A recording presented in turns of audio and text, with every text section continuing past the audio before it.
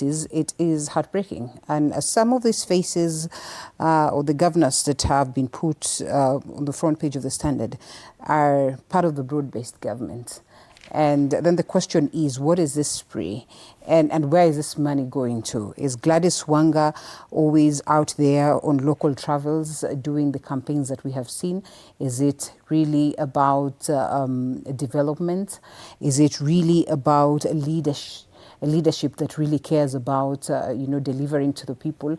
What is this one thing that gets you convinced? We might even choose to overlook Nithi for a moment. Before I get to the counties, I think it's important to understand that we are pursuing development. The government is pursuing development, but there is also politics. Before we got into the handshake, before Raila got into the handshake with the Honorable Ruto, there was consensus within Azimio the moment we lost elections that they were going to put Ruto on toes that he could not rest, he could not even appear like he was working at all.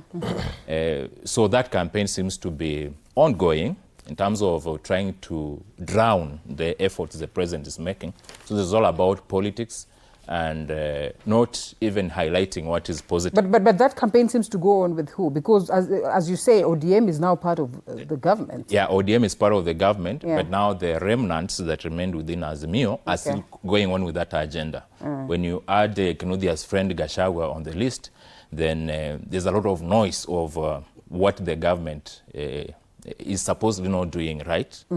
With facts absent or with facts? Not with the facts at all, because they are not even offering alternatives. Like what Ishmael has said, there's no specific alternative. But how much alternative can they offer when there's nothing that they are going to do?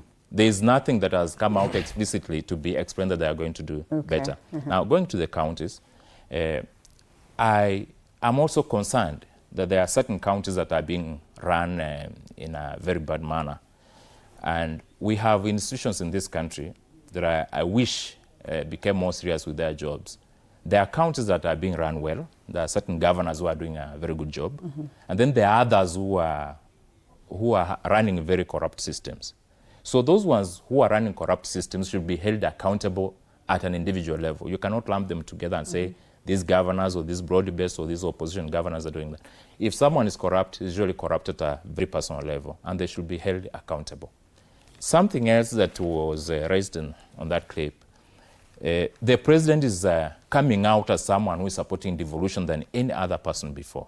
In fact, since devolution appeared like an experiment since 2010, various presidents have handled this situation differently. Kibaki was that and then Uhuru was like the pioneer president under devolution.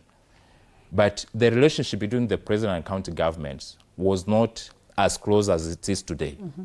The ideas like the fish markets the president's talking about, the projects in counties that he's talking about, he was with Abdul Swama the other day. I've seen him in Bungoma with Ken Lusaka. They're working so closely. They are working to empower people. When you talk about the health sector, which is devolved, there needs to be collaboration between the national government and the county government. So that collaboration is what is helping devolution to be entrenched within the country and should be supported instead of bringing in a lot of criticism. Why should we get this massive support from the national government while the devolution units are already empowered enough for them to perhaps just accord their people some of this without having to depend on the president? Why does it have to take the president? And it's okay, there's nothing wrong with that. But why do we have to speak about spending spree and wastage, and then we see the president coming on board to again make these adjustments that are supposed to be done by the county government? Does it mean that we're also getting devolution wrong? I think every item that is under question, there is the Office of the Auditor General doing a very good job, and question should be handled according to the institutional establishments of accountability. It should be separated from the work that is being done in terms of collaborative efforts between the national government and the county government, which is protected under the Constitution. So I think that is something that we must separate, so that if there is anyone who is running a corruption enterprise within the counties, he should be held accountable at an individual level. I heard Kinudhia talk about a governor who has built a pit latrine at 500,000 shillings, something like that. Those people should be interrogated at an individual level. And I think a blanket condemnation of a group of governors. Of course, if you look at the Council of Governors as an institution, it is establishing those frameworks so that devolution can really work and function well. Okay, and I want Kinuthia to respond to this, but I will, before we wind up on this question of development, because it's critical, I'd want for you to look at what is on the front page of the Star.